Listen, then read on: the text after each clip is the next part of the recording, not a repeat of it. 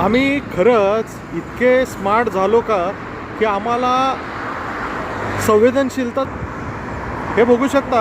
पिंपरी चिंचवडमधील झाडांची अवस्था, ज्या शहराचं नाव हे पिंपरी, चिंच आणि वड ह्या 3 झाडांच्या नावावरती आहे, असं असताना ह्या झाडांच्या नशिबी काय अवहेलना आली आहे बघा. आपण आता नाशिक फाट्याला आणि कशा पद्धतीनं हा भराव टाकून झाडं मारण्यासाठीची व्यवस्था चालू आहे बघा. ह्याच्या आधी देखील अवैध वृक्षतोडीमध्ये पालिकेचे कर्मचारी रंगे हात सापडलेले असताना, अवैध वृक्षतोडी आणि फसवी वृक्षगणना शहरामध्ये असताना झाडं मारण्यासाठी जर दिवसा ढवळ्या अशी सगळे प्रयत्न चालू असतील तर न्याय नेमका मागायचा कुठं? लाखो लोक या रस्त्यावरनं जातात आहेत, पण कुणाला झाडांसाठी आवाज उठवावंसं वाटत नाही. ही त्यातली